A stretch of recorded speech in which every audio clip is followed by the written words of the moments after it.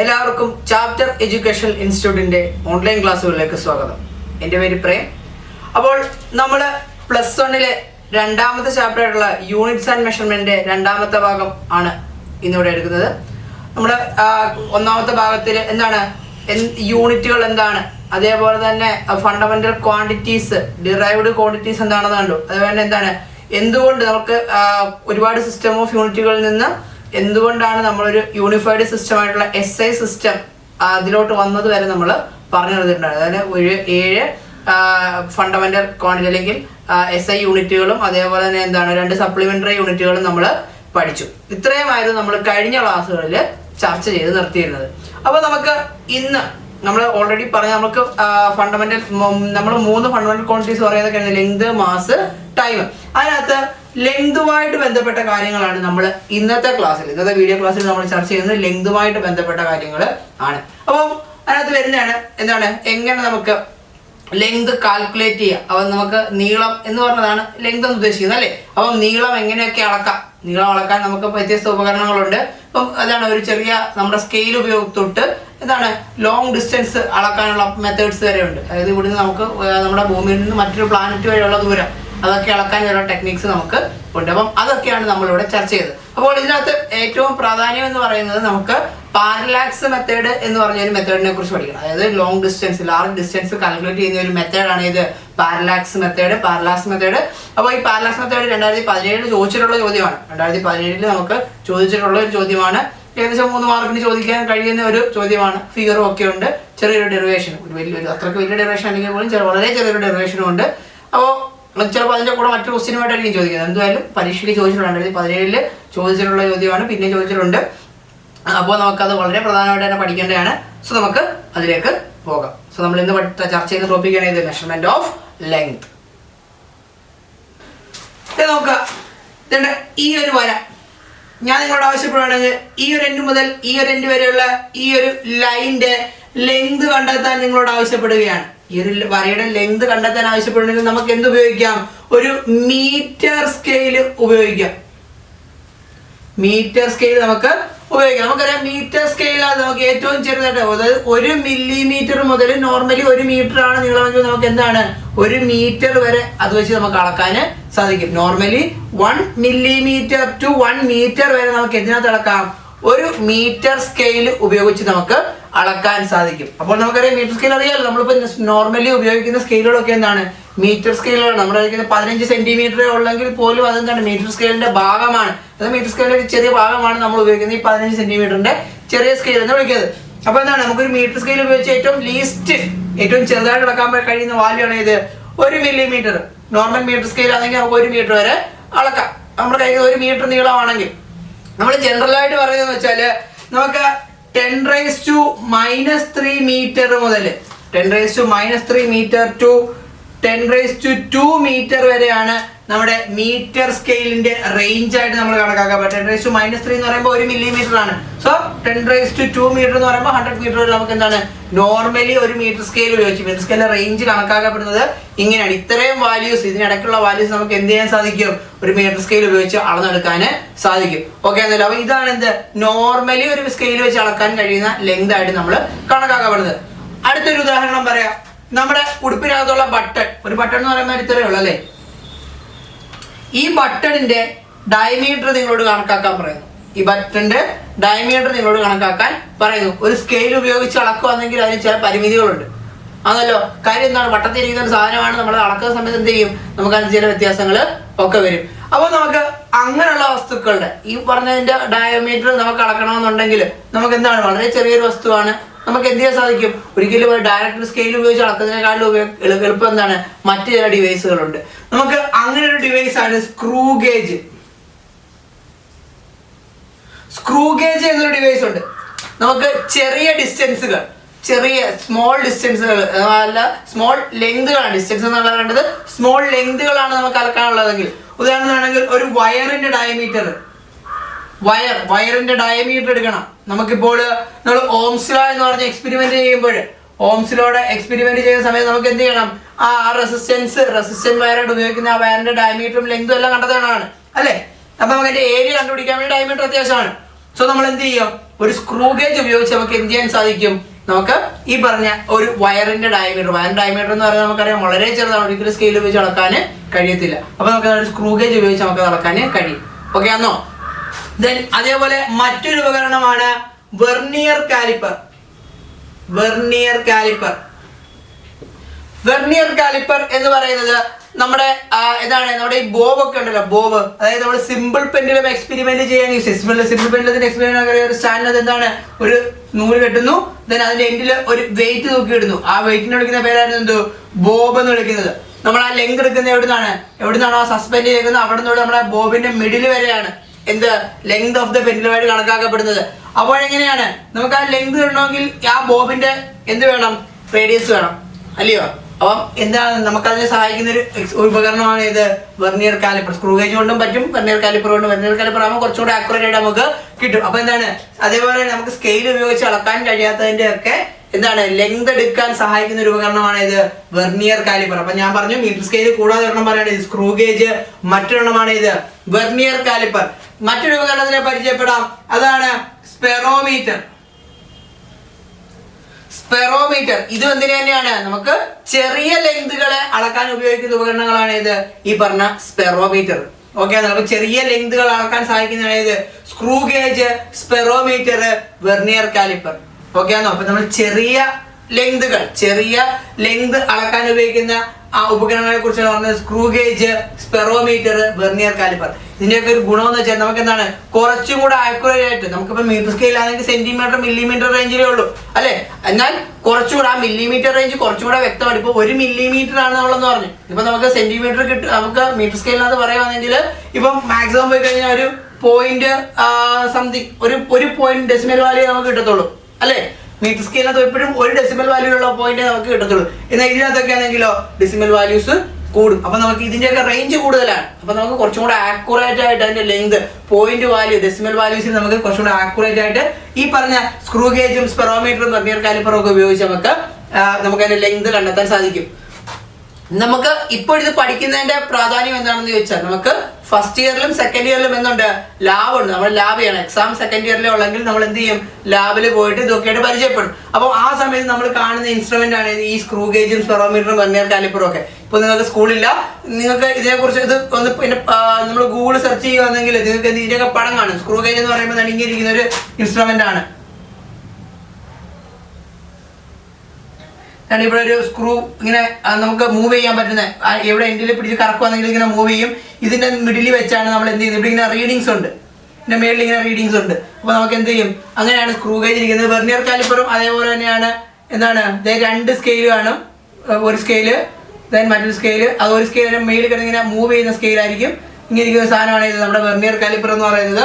നിങ്ങൾക്ക് ഇത് Google search ചെയ്തെങ്കിൽ പടമൊക്കെ കിട്ടും. വെർനിയർ കാലിപ്പറിന്റെ, സ്പെറോമീറ്ററിന്റെ, അതുപോലെ തന്നെ സ്ക്രൂ ഗേജിന്റെ പടമൊക്കെ നമുക്ക് ഇവിടുന്ന് കിട്ടും, ഗൂഗിളിൽ നിന്ന് കിട്ടും. അപ്പൊ നിങ്ങൾക്ക് ജസ്റ്റ് നോക്കി ഒന്ന് മനസ്സിലാക്കി വെച്ചേക്കുക. അപ്പൊ എന്താണ്, നമ്മൾ മീറ്റർ സ്കെയിലാണ് നോർമലി യൂസ് ചെയ്യുന്നതെങ്കിൽ നമുക്ക് എന്താണ് കുറച്ചും കൂടെ ആക്യുറേറ്റ് ആയിട്ട് കിട്ടാൻ വേണ്ടിയാണ് അതൊക്കെ യൂസ് ചെയ്യുന്നത്. Screw gauge, spherometer, vernier calliper. അല്ലെങ്കിൽ സ്മോൾ ലെങ്തുകള്, ചെറിയ ലെങ്തുകള് കാൽക്കുലേറ്റ് ചെയ്യാൻ നമ്മളെ സഹായിക്കുന്ന ഉപകരണങ്ങളാണ് ഇത് സ്ക്രൂ ഗേജും വെർനിയർ കാലിപ്പറും സ്പെറോമീറ്ററും ഒക്കെ. ഓക്കെ എന്നോ? അപ്പം വെർനിയർ കാലിപ്പറിന്റെ റേഞ്ച് നമുക്ക് നോക്കാം. 10⁻⁻4 മീറ്റർ വരെ, 10⁻⁻4 മീറ്റർ വരെ എന്തിനു സാധിക്കും, വെർനിയർ കാലിപ്പറിന്റെ റേഞ്ച് ആണ് 10⁻⁻4 എന്ന് വിളിക്കുന്നത്. ഓക്കെ ആണല്ലോ? സ്ക്രൂ ഗേജിന് സ്പെറോമീറ്ററിന്റെ റേഞ്ച് എന്ന് പറയുന്നത് 10⁻5 മീറ്റർ ആണ്. അപ്പോൾ സ്ക്രൂ ഗേജിന്റെയും സ്ക്രൂ ഗേജിന്റെ സ്പെറോമീറ്ററിന്റെ ഇതിന്റെ രണ്ടിന്റെയും റേഞ്ച് ആണ് ഇത് 10⁻5 റേഞ്ച് വരുന്നത്. വെർനിയർ കാലിപ്പറിന്റെ റേഞ്ച് വരുന്നത് 10⁻⁻4 ആണ്.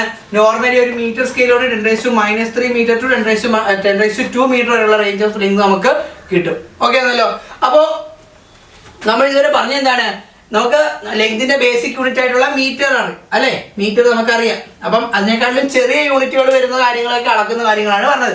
അപ്പൊ നമുക്ക് ഇതിൽ നിന്ന് എന്ത് മനസ്സിലാവും, നമുക്ക് 2 ടൈപ്പ് യൂണിറ്റുകളുണ്ട്. 2 ടൈപ്പ് യൂണിറ്റുകൾ എന്ന് ഉദ്ദേശിച്ചത് എങ്ങനെയാണെന്ന് വെച്ചാൽ, നമ്മുടെ ഈ പറഞ്ഞേക്കുന്ന ബേസിക് യൂണിറ്റിൽ നിന്ന് കൂടിയ യൂണിറ്റുകളുമുണ്ട്, കുറഞ്ഞ യൂണിറ്റുകളുണ്ട് ഉണ്ടല്ലോ. ഇപ്പൊ നമ്മുടെ മീറ്റർ എന്ന് പറയുന്ന ബേസിക് യൂണിറ്റിനേക്കാൾ ഉയർന്ന യൂണിറ്റുകളുണ്ട്, അതേപോലെ തന്നെ എന്താണ്, താഴ്ന്ന യൂണിറ്റുകളും ഉണ്ട്.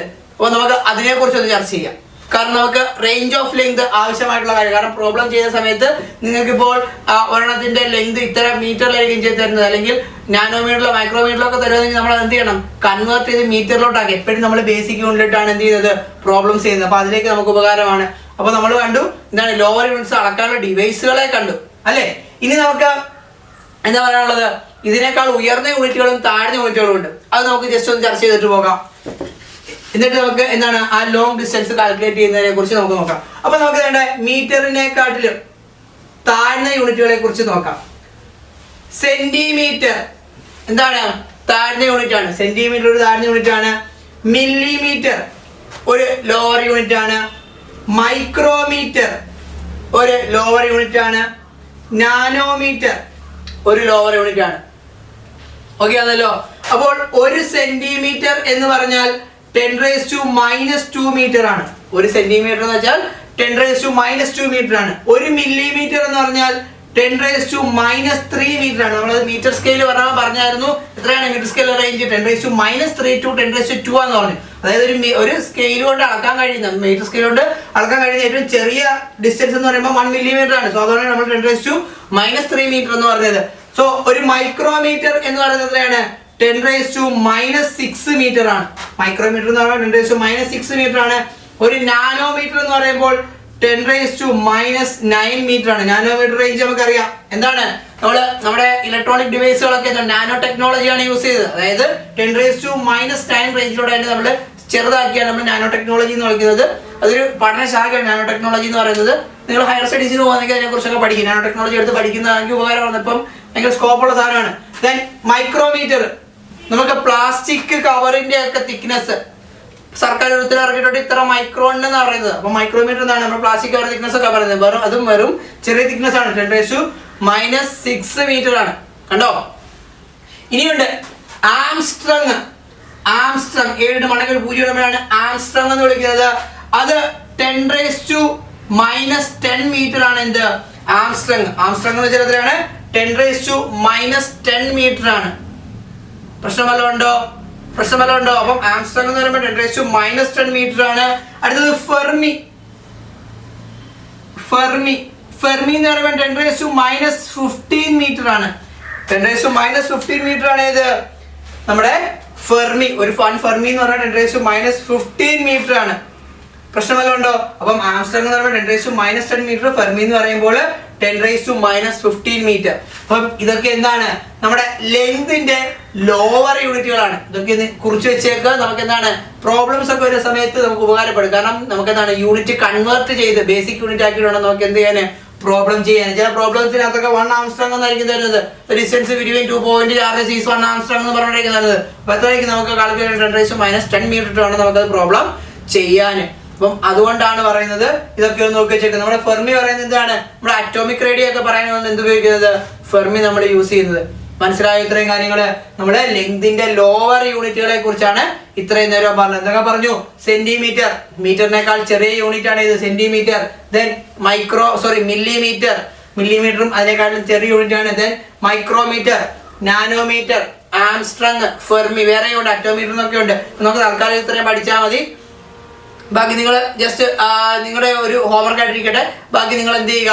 ജസ്റ്റ് ഒന്ന് ചെക്ക് ചെയ്യുക. നമ്മുടെ പുസ്തകത്തിലൊക്കെ ആയിട്ട് കിടപ്പുണ്ട്. ബേസിക് ആയിട്ട് അറിഞ്ഞിരിക്കേണ്ട ഇത്രയും കാര്യങ്ങളാണ്. പ്രധാനമായിട്ട് നമുക്ക് പ്രോബ്ലം ബേസ്ഡ് ആയിട്ട് ചോദിക്കുന്ന കാര്യങ്ങളാണ് ഇത് ഇത്രയും. ബാക്കിയെല്ലാം നിങ്ങൾ അല്ലാണ്ട് കൂടെ ഒന്ന് മനസ്സിലാക്കി വെച്ചേക്കുക. അപ്പം ഒരു സെന്റിമീറ്റർ എന്ന് പറയുന്നത് എത്രയാണ്? 10⁻⁻2 മീറ്റർ. ഒരു മില്ലിമീറ്റർ എന്ന് പറയുമ്പോൾ 10⁻⁻3 metre. 1 micrometre is equal to 10⁻⁻6 metre. 1 nanometre is equal to 10⁻⁹ metre. 1 angstrom എന്ന് പറയുമ്പോൾ 10⁻⁻10 മീറ്റർ. 1 ഫെർമി എന്ന് പറയുമ്പോൾ 10⁻⁻15 മീറ്റർ. ഓക്കെ ആണോ? അപ്പോൾ ഇത്രയും കാര്യങ്ങളാണ് നമുക്ക് ഇതിനകത്ത് പറയാനുള്ളത്. ദെൻ ഇത് കഴിഞ്ഞ് നമുക്ക് എന്താണ് ഇതിന്റെ ഹയർ യൂണിറ്റുകളിലേക്ക് പോകാം. മീറ്ററിന്റെ ഹയർ യൂണിറ്റുകൾ, അതായത് ലെങ്തിന്റെ ഉയർന്ന യൂണിറ്റുകളിലേക്ക് പോകാം. ലെങ്തിന്റെ ഉയർന്ന യൂണിറ്റ് ആണ് കിലോമീറ്റർ. ഒരെണ്ണമാണ് ഇത് kilometre. 1 kilometre is equal to 10⁻³ metre. അതായത് ഒരു കിലോമീറ്റർ എന്ന് പറഞ്ഞാൽ എത്ര മീറ്ററാ? 1000 മീറ്റർ ആണ് ഇത് ഒരു കിലോമീറ്റർ എന്ന് വിളിക്കുന്നത്. അതോ ഇനിയും കൊണ്ട് ഉയർന്ന യൂണിറ്റുകൾ, അതാണ് astronomical unit. Light year, parsec, കേട്ടിട്ടുണ്ടാവും ഈ പറഞ്ഞ മൂന്ന് കാര്യങ്ങളും.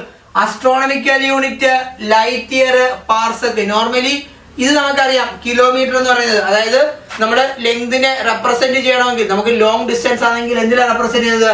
കിലോമീറ്ററിലായിരിക്കും അല്ലെ. നമ്മൾ ഓൾറെഡി പറഞ്ഞു കഴിഞ്ഞു ലെങ്തിന്റെ മെഷർമെന്റ് എങ്ങനെയാണ്, നമ്മുടെ കൺവീനിയൻസ് അനുസരിച്ചാണ് അല്ലയോ. ഇപ്പൊ നമുക്ക് ചെറിയ ഡിസ്റ്റൻസുകളൊക്കെ ആണെങ്കിൽ എന്തിലാണ്, മില്ലിമീറ്ററിൽ പറഞ്ഞാൽ മതി. ഉയർന്ന ഡിസ്റ്റൻസുകളാണെങ്കിൽ എന്തായിരിക്കണം, അതനുസരിച്ചാണ്. നമ്മൾ ഒരു ബട്ടണിന്റെ ലെങ്ത് നമുക്ക് ഒരിക്കലും കിലോമീറ്ററിൽ പറയേണ്ട ആവശ്യമില്ല. ഒരു ലൈനിന്റെ, അതായത് ഈ ഒരു ലൈനിന്റെ ലെങ്ത് നമുക്ക് ഒരിക്കലും കിലോമീറ്ററിൽ പറയേണ്ട ആവശ്യമില്ല. അപ്പൊ എങ്ങനെയാണ് നമ്മളുടെ ഇതൊക്കെ പഠിക്കുന്നത്, നമ്മളുടെ കൺവീനിയൻസ് അനുസരിച്ച് അത് എന്ത് ചെയ്യാൻ, റെപ്രസെന്റ് ചെയ്യാൻ. നമ്മൾ ഓൾറെഡി പറഞ്ഞു യൂണിറ്റ് എന്ന് പറയുന്നത് എന്താണ്, ഒരു സ്റ്റാൻഡേർഡ് ആണ് അല്ലയോ. നമുക്കത് എത്രയാണെന്ന് മനസ്സിലാക്കാൻ സഹായിക്കുന്നവരാണ് യൂണിറ്റ്. അപ്പൊ നോക്കാണ്ട് ഈ ഒരു സെന്റിമീറ്റർ റേഞ്ചിലാണ് പറയുന്നതെങ്കിൽ നമുക്ക് ഊഹിക്കാൻ കഴിയും അതിന്റെ നീളം അല്ലയോ. സെന്റിമീറ്റർ റേഞ്ച് പറയുവാണെങ്കിൽ നമുക്ക് അതിന്റെ നീളം നമുക്ക് എന്ത് ചെയ്യാൻ സാധിക്കും, ഊഹിക്കാൻ കഴിയും. മില്ലിമീറ്റർ റേഞ്ച് പറയുമ്പോൾ നമുക്ക് അതിന്റെ നീളം എന്താണ്, ഊഹിക്കാൻ കഴിയും.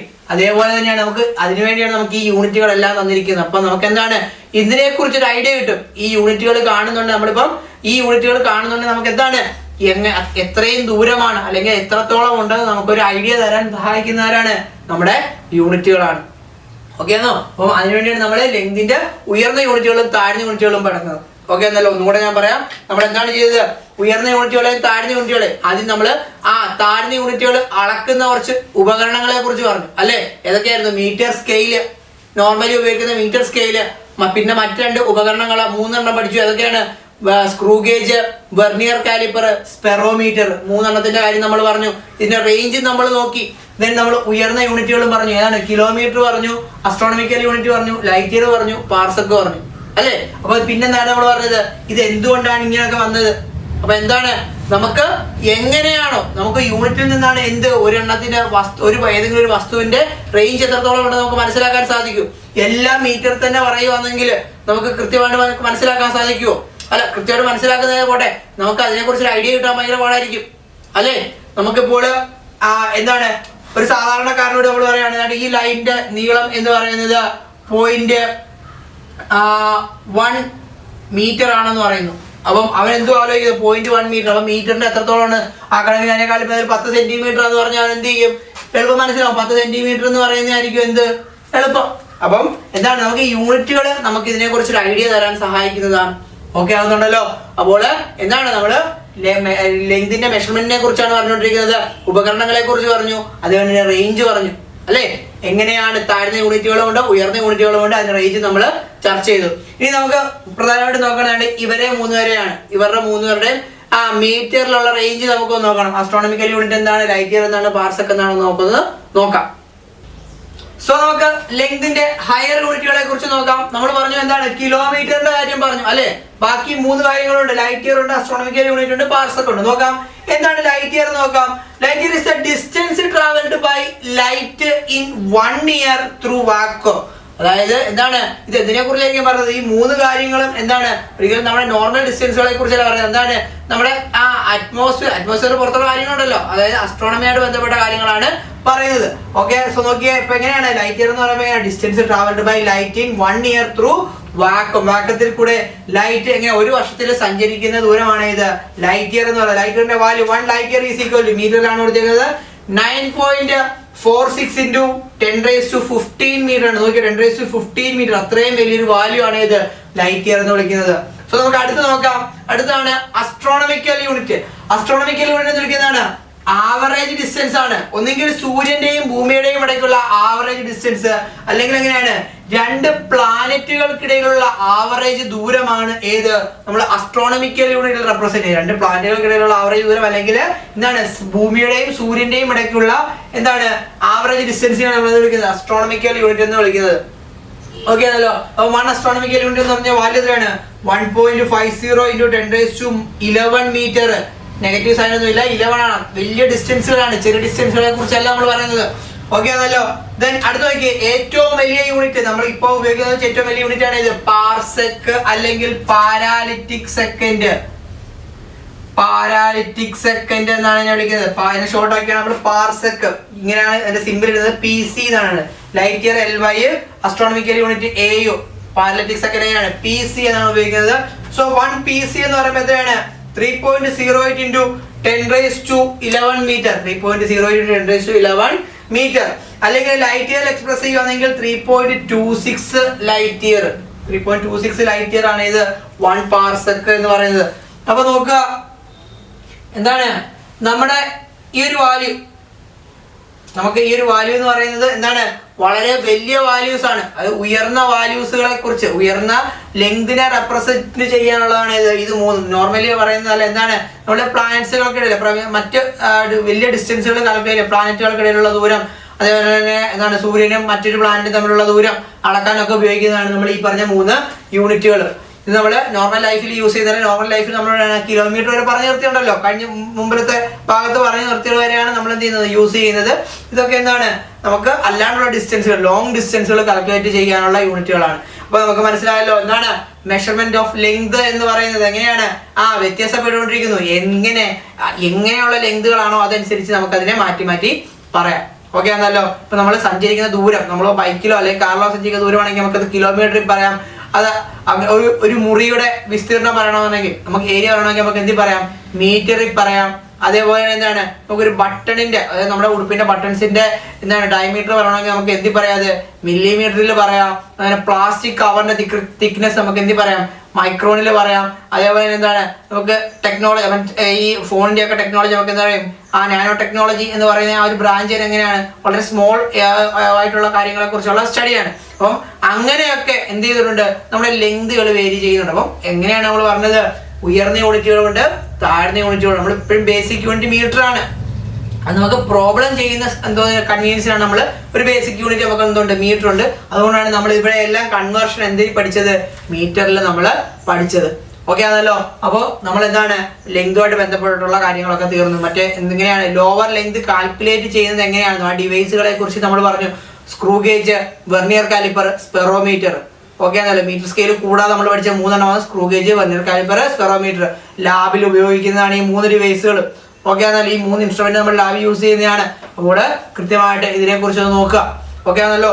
അപ്പോൾ നമുക്ക് ഇനി അടുത്ത പഠിക്കാൻ പോകുന്നത് എങ്ങനെയാണ് ലോങ് ഡിസ്റ്റൻസ്. നമ്മൾ പറഞ്ഞു ഈ 3 കാര്യങ്ങൾ പറഞ്ഞു, ലോങ് ഡിസ്റ്റൻസിന്റെ യൂണിറ്റ് പറഞ്ഞു. ഇനി ലോങ് ഡിസ്റ്റൻസ് എങ്ങനെ കാൽക്കുലേറ്റ് ചെയ്യാം, ലോങ് ഡിസ്റ്റൻസ് ലാർജ് ഡിസ്റ്റൻസുകൾ എങ്ങനെ കാൽക്കുലേറ്റ് ചെയ്യാം, അതിനുള്ള ഒരു മെത്തേഡാണ് നമ്മൾ പഠിക്കുന്നത്.